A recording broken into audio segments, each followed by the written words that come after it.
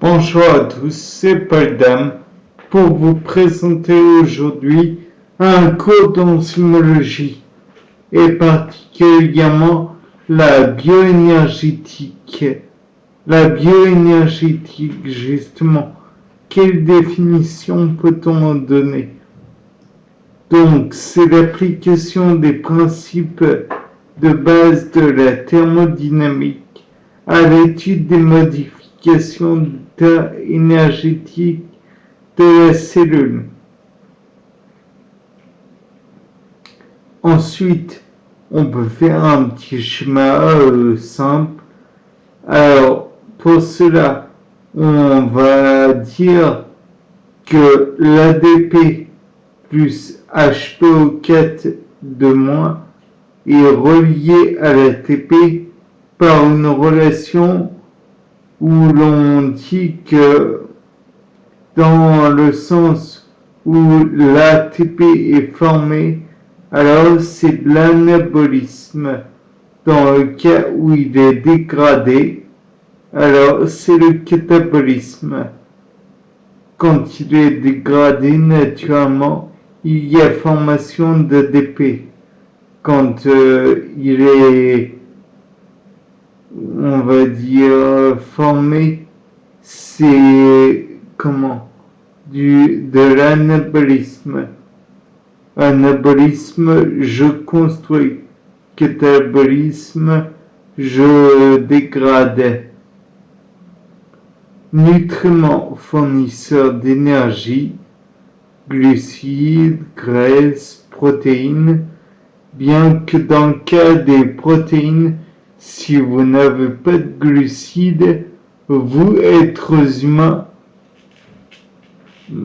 si nous ne mangeons que des protéines, ça nous fait faire une diète cétogène. Donc nous perdons de l'énergie.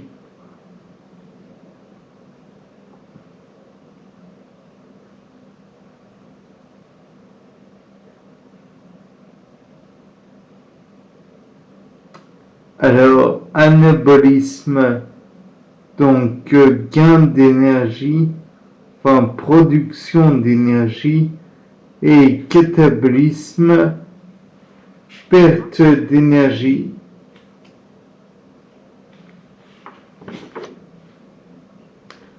Ensuite, voyons. Donc, vous savez que la glycolyse se déroule dans la mitochondrie, le cytoplasme.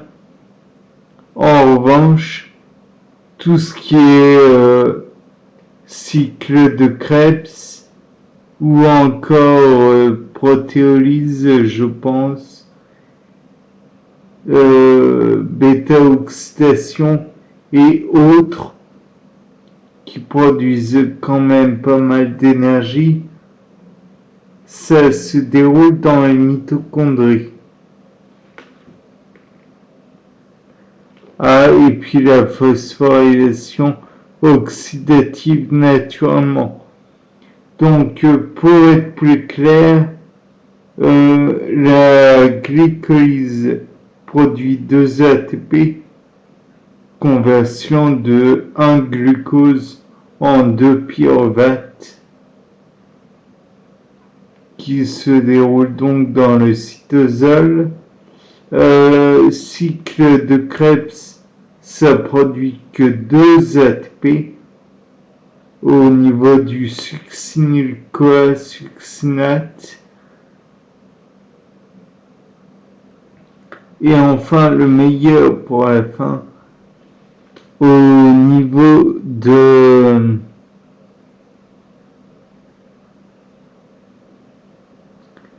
la phosphorylation oxydative et du transport d'électrons, là, il y a 34 ATP, ce qui fait énormément d'énergie. Donc, ensuite, nous voyons que matière plus énergie, ça forme un système ouvert. Quand il n'y a que de l'énergie, système fermé. pas d'échange de matière et d'énergie. C'est un système isolé. Non, pas semi-ouvert, pas semi-fermé.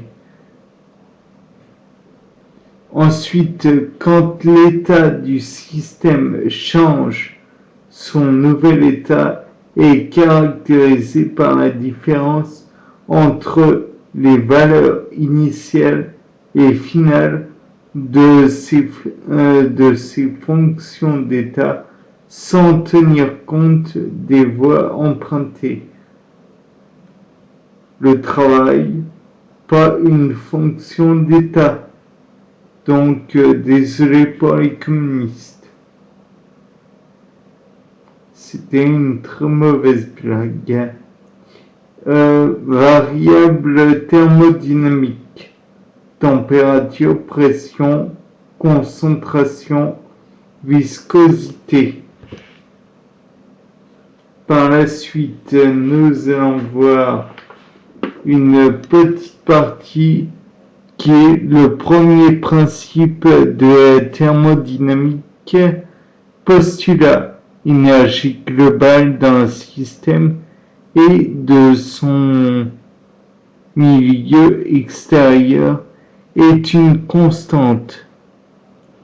Donc, petit a, grand A, plus petit b, grand B, donne petit c, grand C, plus petit d, grand D. C'était une représentation schématique de la réaction entre A et B.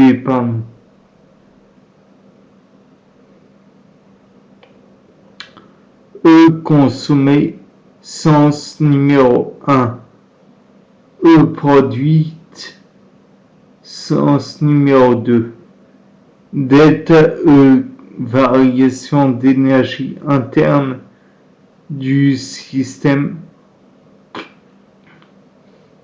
où delta E égale Q moins W. Q étant la chaleur, pas température, chaleur, et W le travail. En biologie, on se limite à ce cas-ci, parce que nous sommes en biologie et pas en physique ou autre. WP égale P fois delta V plus delta P fois V. Et delta PV, donc la dernière partie, égale 0. Donc on peut dire que WP égale P delta V, ce qui engendre que delta E, que comme delta E égale Q moins W, Q égale delta E plus W, et QP égale delta E plus WP. Donc on comprend que QP égale delta E plus P delta V.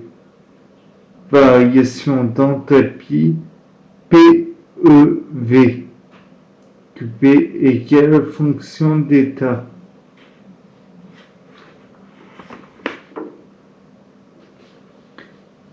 Par la suite, nous voyons la variation d'enthalpie. Alors, elle est positive, donc la réaction est endothermique. En revanche, si elle est négative, la réaction est exothermique. Delta H dépend des conditions de définir un état standard. Delta H0 défini pour 298 Kelvin, pas degrés Kelvin, Kelvin seulement. A1 1 atmosphère, donc unité de pression qui veut dire globalement 1013 hectopascales. Concentration 1 mol, 1 molaire, 1 mol par litre en somme, sauf dans le cas de l'eau et des ions H+. Deuxième principe, postulat des ordres global de l'univers augmente à chaque modification d'état mesurant du désordre égale entropie S. À chaque modification, S global augmente si delta S diminue. Contrebalancement supérieur par une hausse du désordre du milieu extérieur.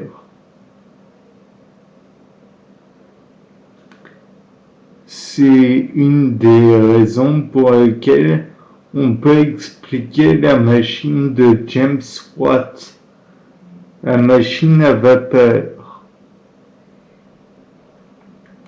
Pas d'évolution, plus de changements spontanés égale plus de changements spontanés, donc plus aucun, égale équilibre.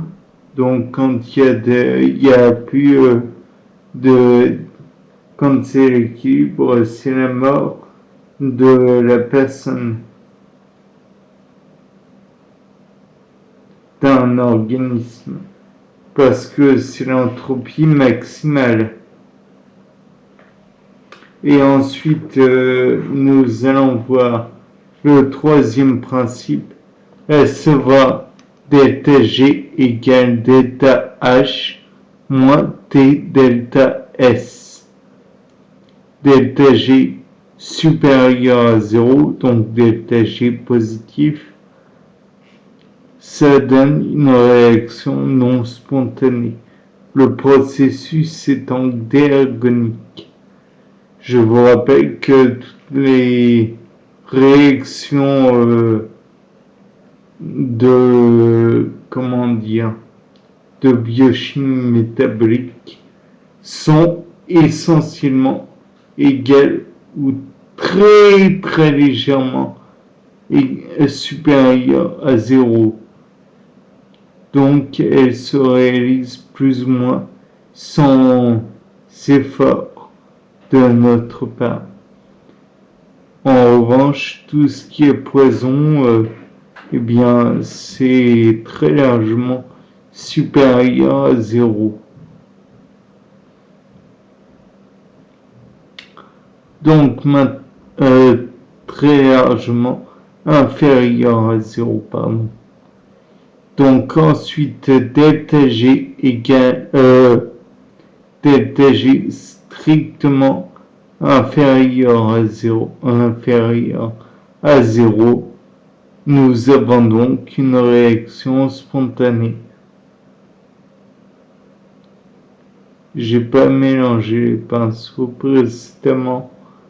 Donc delta G supérieur à 0, la réaction est très difficile à se produire, elle n'est pas spontanée, donc il faudra fournir des efforts et produire de l'énergie, fournir de l'énergie. Et delta G inférieur à 0, réaction spontanée, processus exergonique. Quant à delta G égale 0, la réaction est à l'équilibre. À l'équilibre, delta H égale T delta S. On définit pour H égale et S delta G0 et delta G0 prime, capacité d'un système à fournir du travail, donc de l'énergie sous forme de travail. À l'équilibre, il n'y a plus d'énergie transformable en travail. G égale énergie libre moins soit énergie de Gibbs. Delta G0' égale moins RT ln Kec. Quand Kec strictement supérieur à 1, delta G0' est négatif. Donc la réaction est spontanée. Quand Kec égale 1, delta G0'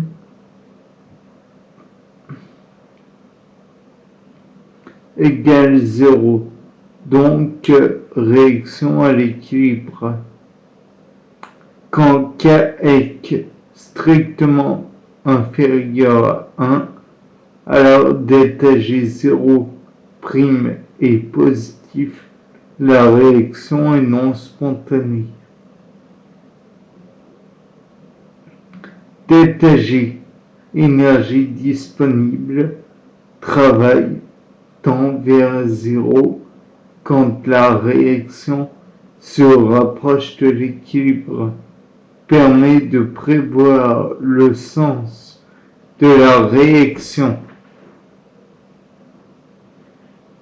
Donc tout ça nous annonce la suite, à savoir que delta H, c'est la chaleur dissipée ou absorbée, ne permet pas de prédire le sens de l'évolution d'une réaction. Quant à delta S, ça mesure l'état du désordre d'un système. Ce ne permet pas de prédire le sens de l'évolution d'une réaction. Bien. Maintenant, passons au couplage des réactions métaboliques, biosynthèse et catabolisme, réaction endergonique. L'énergie peut être fournie par une réaction exergonique.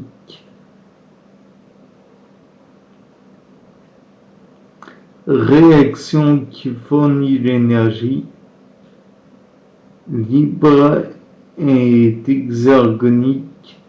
Donc pour filer la métaphore pour James Watt, on peut supposer que c'est la chaudière qui va fournir de l'énergie calorique thermique pour faire bouillir l'eau et donc produire de la vapeur qui va pousser les pistons et faire qu'il y ait un déplacement de la locomotive. Exergonique, moteur thermodynamique, réaction non spontanée, énergie libre globale égale somme des énergies libres, calque global égale le produit des calques respectifs. Donc maintenant, nous allons voir le couplage avec un intermédiaire commun, à savoir l'hydrolyse du PEP, phosphoénolpyruvate. Donc la réaction est exergonique. C'est pour ça que vous ne pouvez pas repartir du phosphoénolpyruvate et du pyruvate pour revenir au phosphorénol pyruvate et ainsi aller vers les autres produits de la glycolyse, sachant qu'il y a la réaction 1, 3 et 10 qui sont irréversibles. Bien. Où on était hexagonique et son énergie sert à former de l'ATP. PEP plus ADP donne pyruvate plus ATP, comme je vous le disais. Phosphorylation glucose endergonique, énergie fournie par l'ATP. Glucose plus ATP donne du G6P et de l'ADP. Donc, ce qui fait déjà un blocage, puisque c'est la première réaction du cycle de la glycolyse. Quand il y a une réaction glucose-ATP pour donner G6P ADP. Faut peut-être mettre aussi un petit noyau magnésium. ATP est l'intermédiaire commun de ces deux réactions couplées, couplage énergétique ATP, intermédiaire commun. Ensuite, ATP, intermédiaire réactionnel commun le plus courant. Transfert de groupement phosphate, transfert d'ATP vers une molécule accepteuse, transfert vers ADP à partir de métabolites riches en énergie. L'énergie libre d'hydrolyse dépend concentration en magnésium, propriétés structurales intrinsèques et enfin le pH. Donc il y en a 3 des points importants à avoir.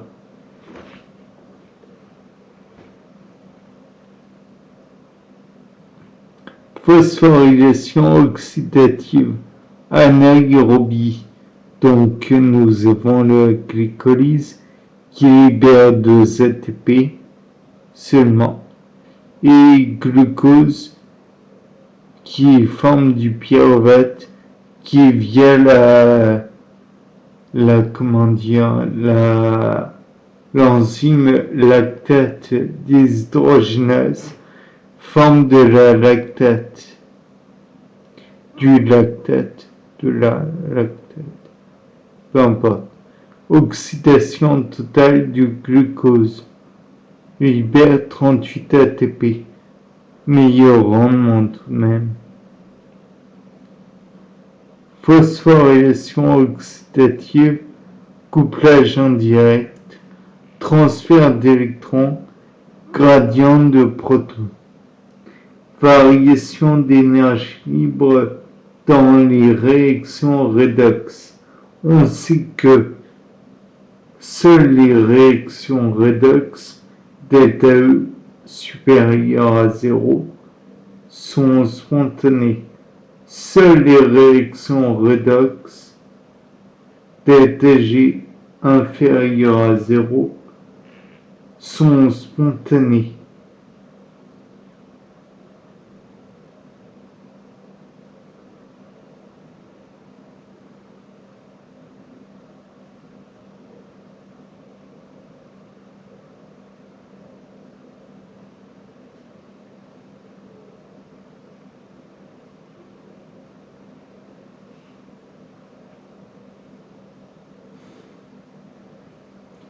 Donc, petit rappel, delta E doit être supérieur à 0, delta G doit être inférieur à 0.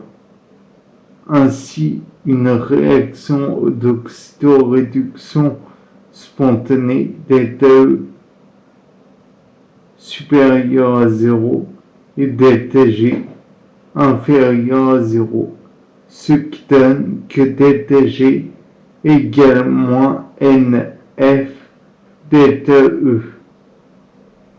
N est égal au nombre d'électrons échangés, F constante de Faraday. Et enfin delta E, variation du potentiel en volts. Et oui, car nous avons là un mouvement de charge. Donc le volt est imposé. Ensuite, nous avons les cytochromes, petites protéines de la classe des hémoprotéines, donc Fe3+, plus un électron. Donc le fer en lui-même est un fer oxydé, donne du Fe2+, ce qui est un fer réduit. Transporteur monoélectronique. Ensuite, nous avons les complexes de la chaîne respiratoire. Ils assurent le transfert des électrons des coenzymes réduits jusqu'à l'oxygène moléculaire. Système complexe, 4 complexes dont 3 couplés à un transfert H+. Transfert des électrons entre les complexes par des molécules mobiles par bicouche. En bicouche. Ouais.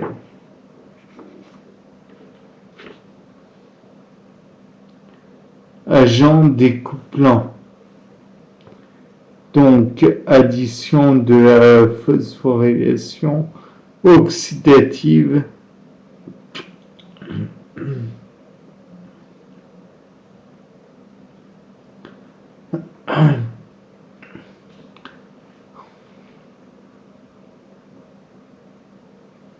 ça charge les protons dans l'espace intermembranaire que l'on peut considérer comme acide au reflux direct par la matrice, rupture gradient du pH, pas de synthèse d'ATP, découplage d'oxydation, de phosphorylation, le transfert d'électrons par chaîne respiratoire continue normalement. Transformation de l'énergie disponible en chaleur. Delta G0' égale moins NF delta E0. Delta G0' égale moins RT ln KH. Donc ça veut bien dire que moins RT ln KH égale moins NF delta E0'. Donc delta E0' égale moins RT égale RT sur NF fois ln de KH. Par la suite, nous pouvons voir une nouvelle chose assez importante qui est la condition pour avoir une réaction enzymatique. Mouvement relatif des deux molécules en solution, association substrat plus enzyme chimique, le désordre diminue, donc association substrat plus enzyme diminue le désordre, donc l'entropie. Les molécules d'eau qui entourent et stabilisent les molécules en solution, beaucoup d'interactions avec des liaisons hydrogène, déshydratation du substrat après sa fixation à l'enzyme, interaction faible.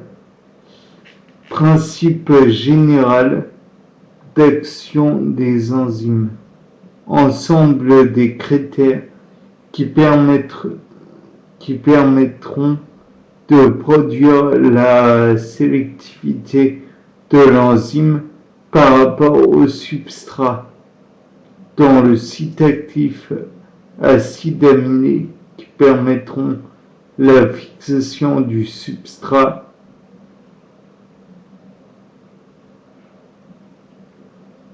acides aminés qui permettront le positionnement du substrat, acides aminés qui joueront le rôle catalytique, acides aminés qui peuvent avoir plusieurs fonctions.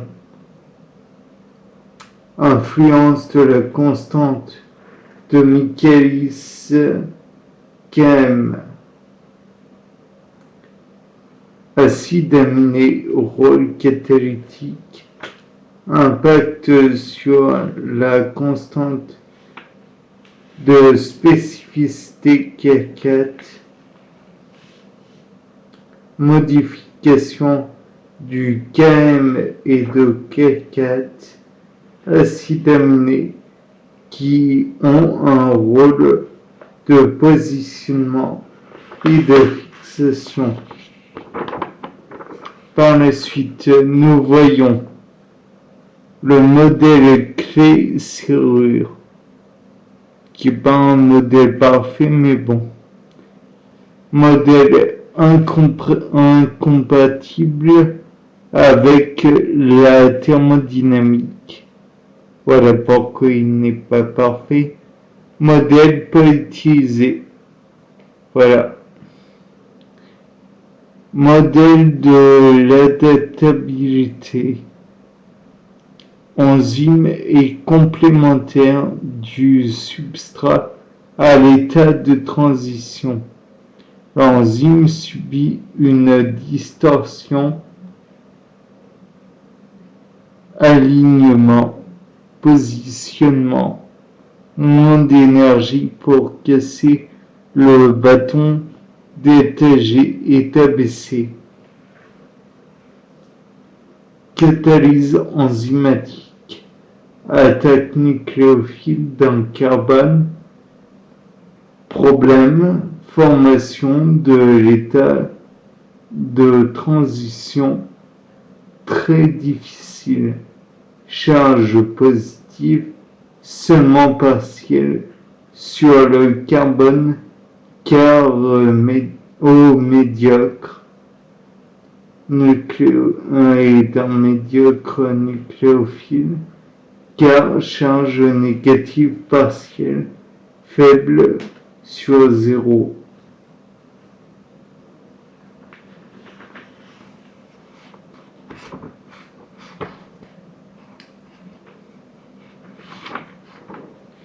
Donc maintenant, nous passons à la synthèse des différents mécanismes d'hydrolyse des esters ou des amibes.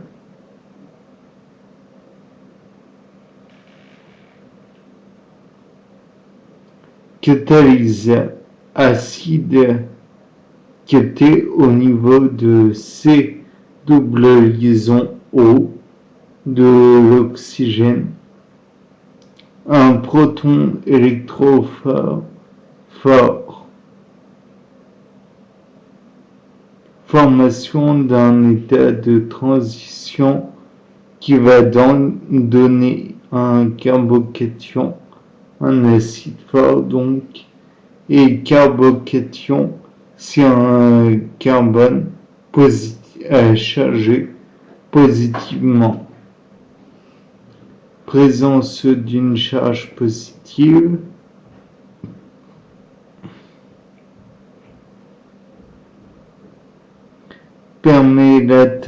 Permettre l'attaque nucléophile par H2O, rupture de la molécule, formation de l'ester et de l'alcool. Catalyse acide général, présence d'un acide faible AH en somme, proton fourni par cet acide, déplacement de la molécule d'eau, formation d'un intermédiaire tétraédrique,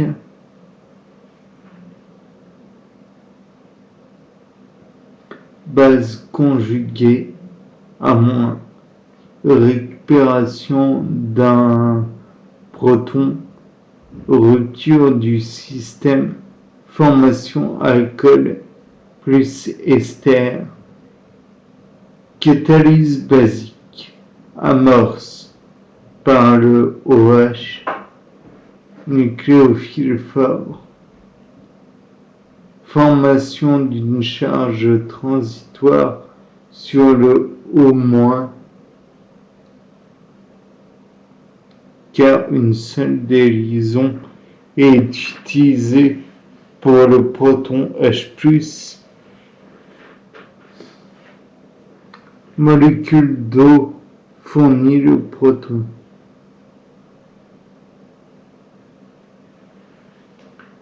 Catalyse générale basique, similaire à la catalyse générale basique.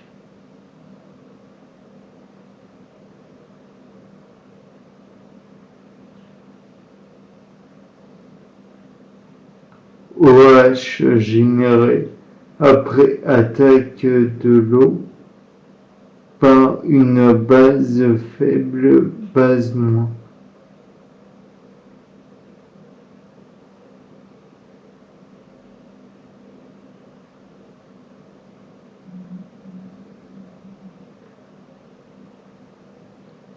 Base faible capte un proton sur la molécule d'eau.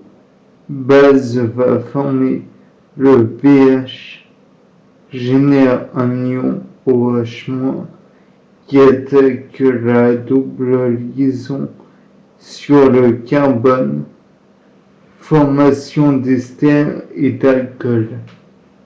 Donc voilà. Par la suite, nous voyons la catalyse métallique. Donc vous vous rappelez du MgA, Mg de plus que je recommandais éventuellement dans la glycolyse. Donc c'est là d'où ça vient. Il y a aussi l'anhydrase carbonique qui a besoin d'un Zn de plus. Enfin bon.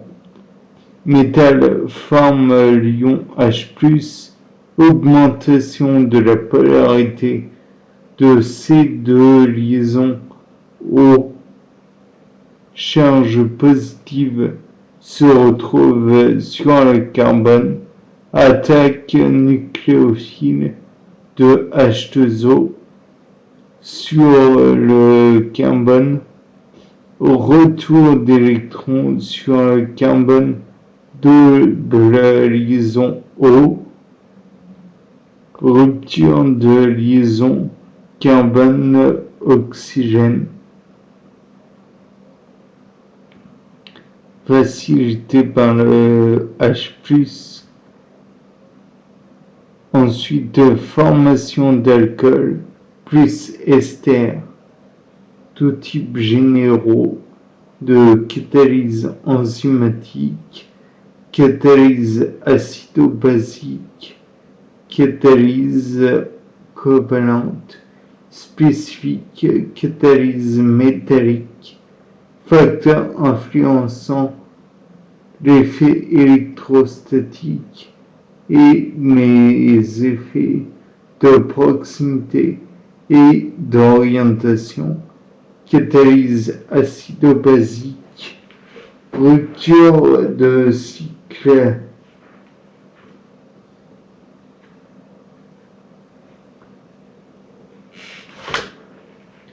Qu'est-ce que nous avons de beau ensuite déjà? C'est une bonne question. Question. Mais il y a quoi d'autre par la suite?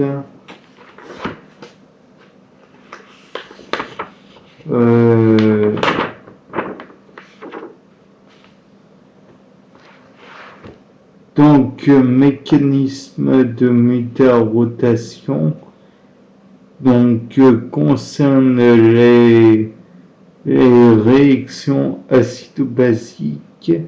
Si on ajoute un acide ou une base, la réaction va plus vite.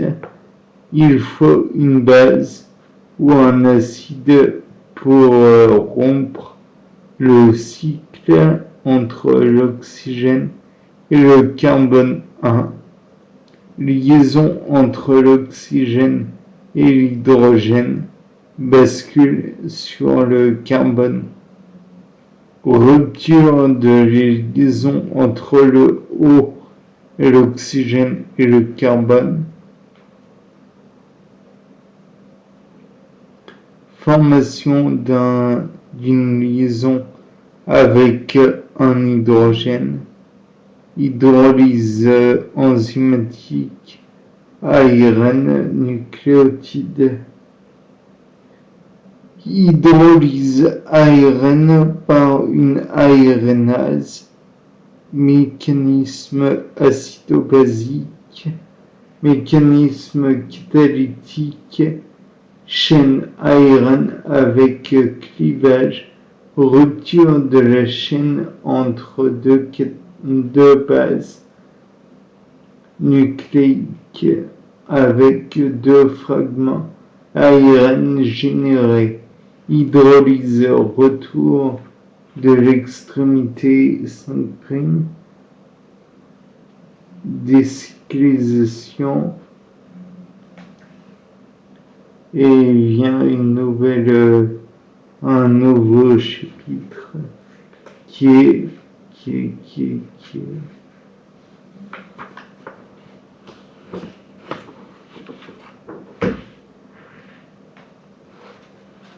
Oui, je suis handicapé, mais je ne crois pas être stupide.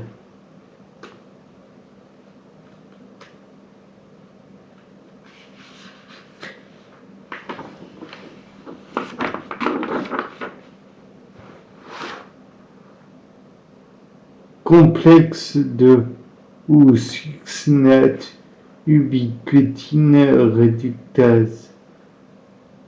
Complexe flavine, présence de Fd, transfert de 2 électrons associés au transfert de 2 protons qui seront captés par l'ubiquinone.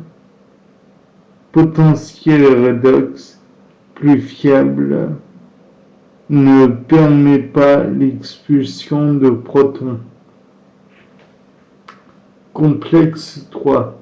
Ubiquitine, cytochrome C, réductase. Arrivée de 2 électrons, ubiquitine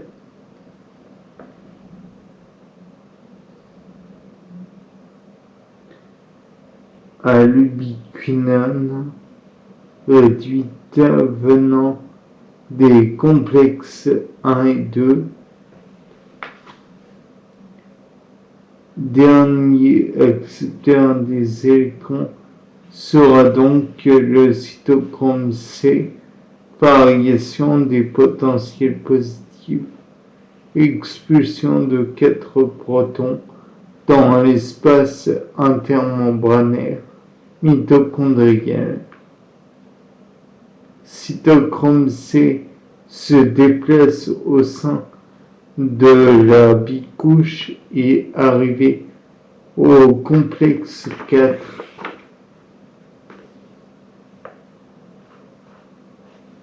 Complexe 4, série de potentiels redox, accepteur final, le dioxygène, formation de H2O. Complexe 5, protons pris en charge par une ATPase F0, F1, ATPase, phosphorylation de l'ADP en ATP, canal et un proton. Comment fonctionne la F0, F1 ATPase? Passage vers espace matriciel. Les protons passent des acides aminés. Lors du déplacement, on peut voir la sous-unité P2 et gamma. L'énergie libérée va faire tourner les alpha et les bêta. La partie synthétique, quand synthèse ADP